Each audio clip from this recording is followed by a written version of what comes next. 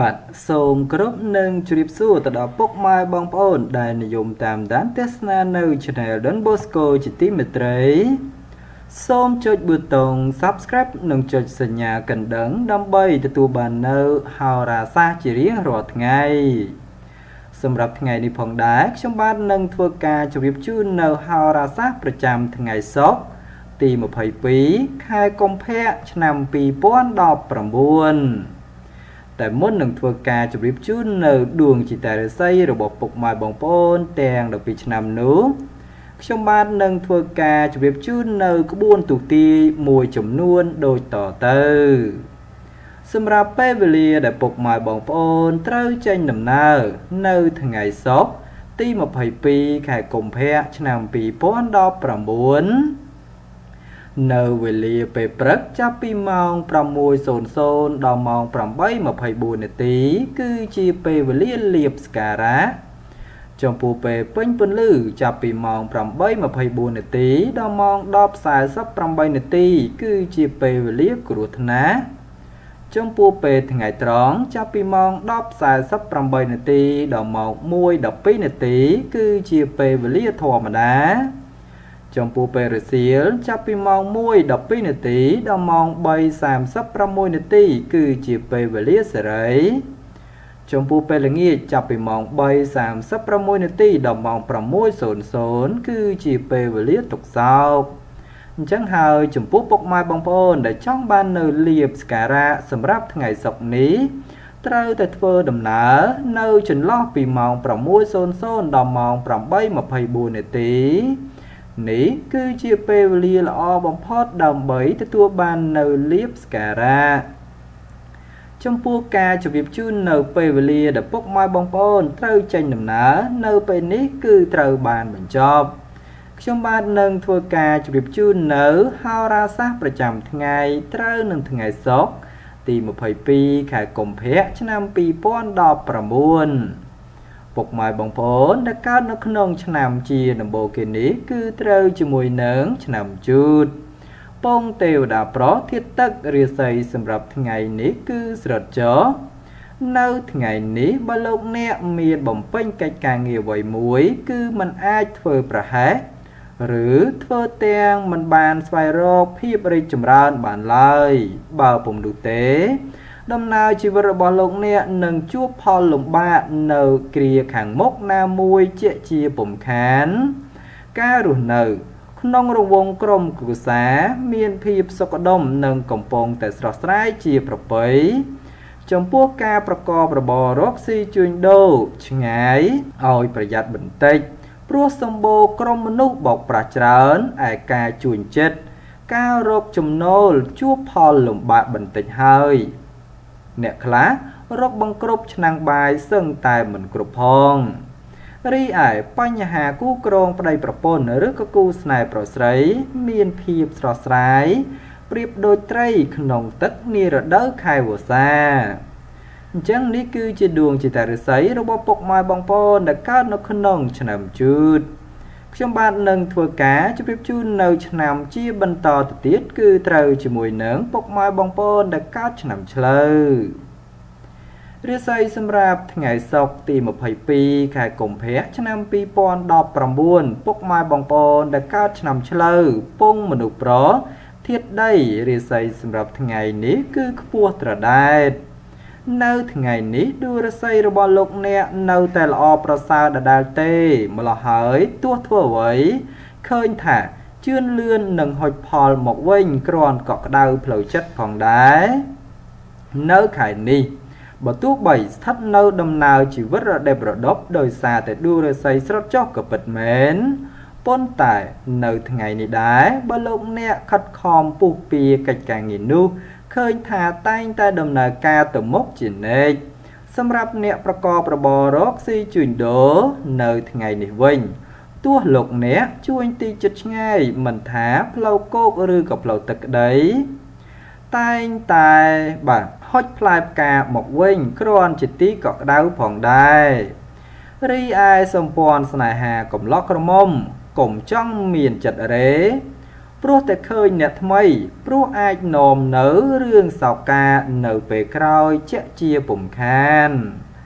អញ្ចឹងនេះគឺជាដួងจิตរាសីរបស់ពុកម៉ែបងប្អូនដែលកើតឆ្នាំឆ្លូវខ្ញុំបាទនឹងធ្វើការជម្រាបជូននៅឆ្នាំជាបន្តទៅទៀតគឺត្រូវជាមួយនឹងពុកម៉ែបងប្អូនដែលកើតនៅក្នុងឆ្នាំខាលរាសីសម្រាប់ថ្ងៃសុក្រទី22ខែកុម្ភៈឆ្នាំ2019ពុកម៉ែបងប្អូនដែលកើតឆ្នាំខាលពងយស្រីធាតុឈើរាសីសម្រាប់ថ្ងៃនេះគឺស្រិតចុះនៅថ្ងៃនេះបើទោះបីដួងរាសីរបស់ពុកម៉ែបងប្អូនស្រុតចុះក៏ពិតមែនប៉ុន្តែលោកអ្នកត្រូវចងចាំពាក្យចាស់មួយឃ្លាថាបើអ្នកអង្គុយរងចាំតែជោគវាសនាក៏មិនប្រសើរដែរហេតុនេះតលតែពឹងលើជំហរខ្លួនឯងនោះទៅជោគសំណាងធ្លាក់មកដល់ដៃអ្នកទៅរួចអ្នកប្រកបរបររកស៊ីជួញដូរនៅថ្ងៃនេះដែរមានការដាច់មួយគ្រាន់បំពេញបំពង់តែផលចំណូលធំដុំនោះ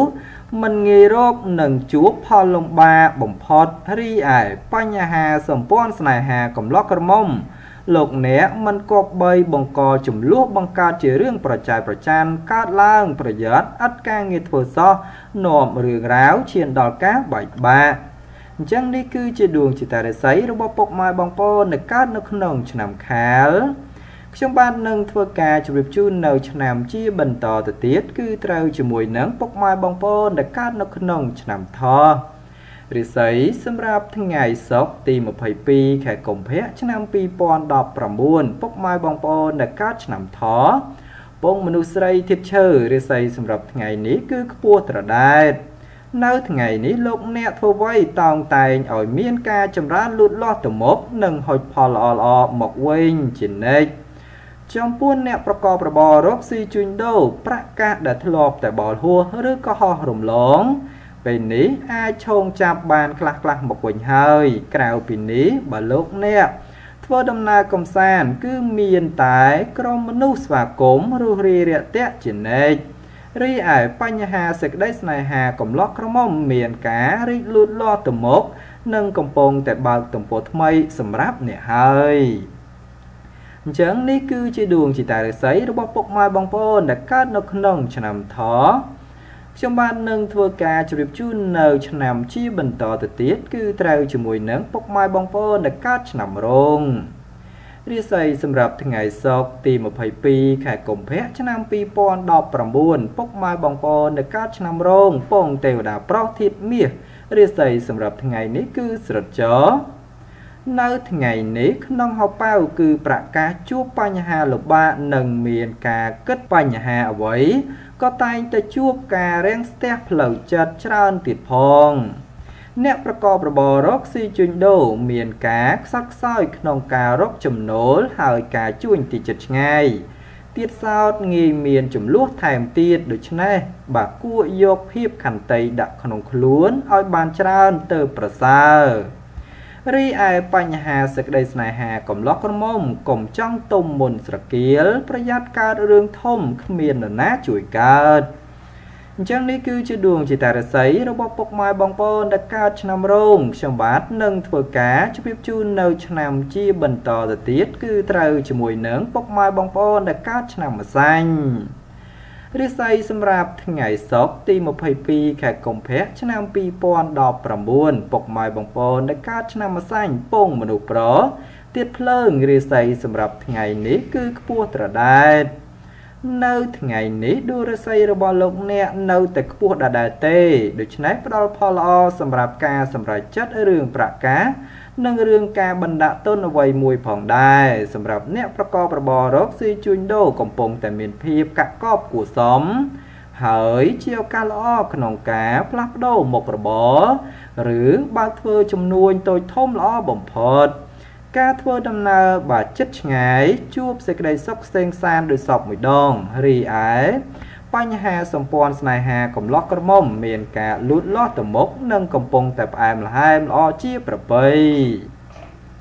អញ្ចឹងនេះគឺជាដួងจิตរាសីរបស់ពុកម៉ែបងប្អូនដែលកើតឆ្នាំម្សាញ់ខ្ញុំបាទនឹងធ្វើការជម្រាបជូននៅឆ្នាំជាបន្តទៅទៀតគឺត្រូវជាមួយនឹង ពុកម៉ែបងប្អូនដែលកើតឆ្នាំមមីរាសីសម្រាប់ថ្ងៃសុក្រទី22ខែកុម្ភៈឆ្នាំ2019ឆ្នាំមមីពងទេវតាស្រីធាតុភ្លើងរាសីសម្រាប់ថ្ងៃនេះគឺស្រុតចនៅថ្ងៃនេះលោកអ្នកធ្វើអ្វីគឺងាយទទួលរងការប៉ះទង្គិចនិងកើតមានបញ្ហាល្អកកជាមួយនឹងអ្នកដទៃណាក៏បីប្រយ័ត្នប្រយែងអ្នកប្រកបរបររកស៊ីជួញដូរក្នុងពេលនេះមានការប្រែប្រួលប្ដូរផ្លាស់ឥតឈប់ឈរហើយថ្ងៃនេះមានការដាំក្បាលដូច្នេះហើយត្រូវប្រយ័ត្នប្រយែងពាក្យសម្ដីបន្តិចទៅបើអាចជៀសផុតពីចំនួនពាក្យសម្ដីទាំងពួងទៅរួចចំណែកអ្នកប្រកបការងាររាជការឬក៏ក្រុមហ៊ុនឯកជនក្តីមានការប្រទាំងប្រត្រូវច្រើនព្រោះក្រុមមនុស្សបើចាំចាប់កំហុសនិងព្យាបាទយាយីនោះក៏មានច្រើនរីឯបញ្ហាគូក្រងប្តីប្រពន្ធឬក៏គូស្នេហ៍កំឡោះក្រមុំឬក៏ពោះម៉ែម៉ៃក្តីកុំសូវយករឿងចាស់មកនិយាយច្រំដែលច្រើនប្រយ័ត្នកើតចំនួនវិវាទនៅក្បែរគ្នាមិនកើត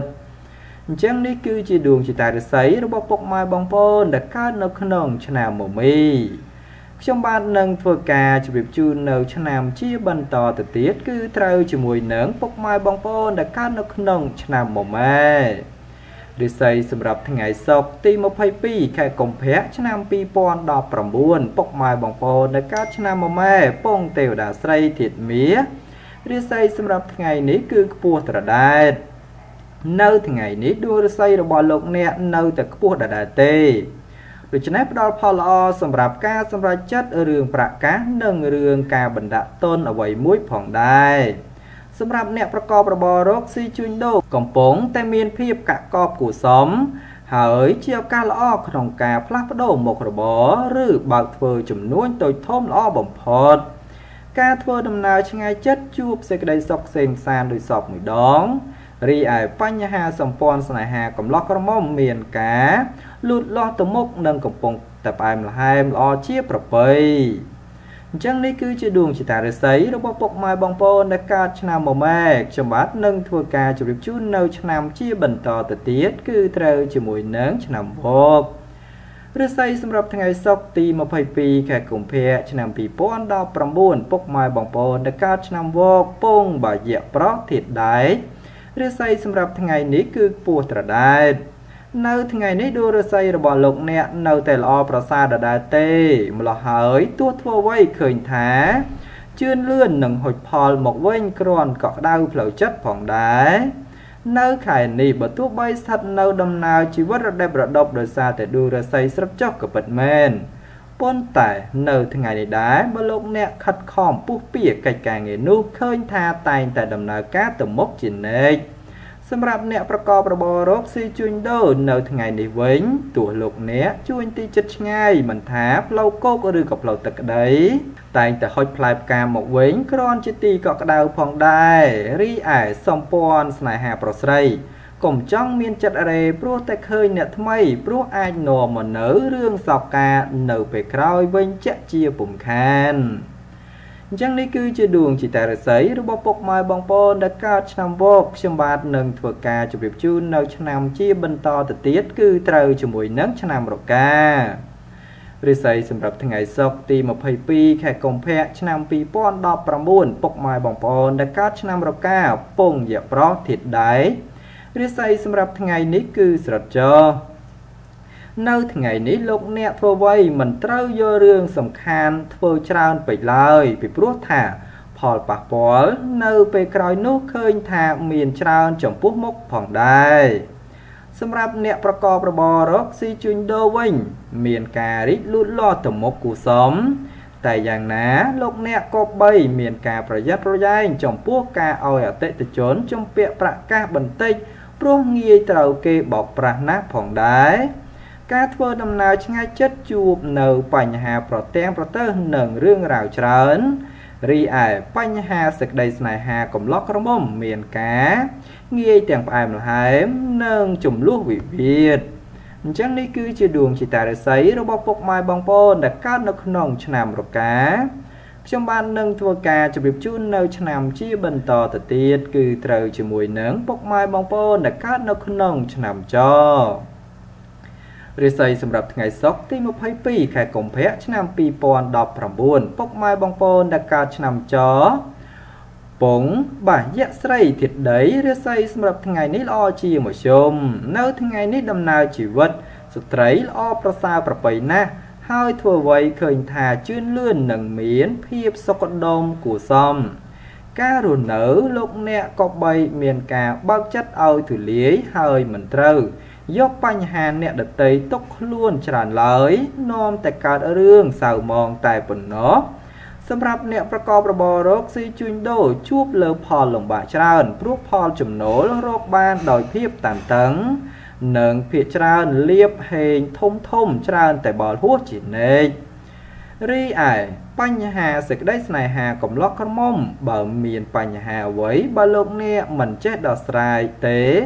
បញ្ហារកម្មរកោពិតជាកើតឡើងជាក់ជាពុំខានអញ្ចឹងនេះគឺជាដួងជាតារាសីរបស់ពុកម៉ែបងប្អូនដែលកើតឆ្នាំចខ្ញុំបាននឹងធ្វើការជម្រាបជូននៅឆ្នាំជាបន្តទៅទៀតគឺត្រូវជាមួយនឹងឆ្នាំកុលរិស័យសម្រាប់ថ្ងៃសុក្រទី22ខែកុម្ភៈឆ្នាំ2019ពុកម៉ែបងប្អូនដែលកើតឆ្នាំកុលពងមនុស្សស្រីធាតុទឹករិស័យសម្រាប់ថ្ងៃនេះគឺខ្ពស់ត្រដែត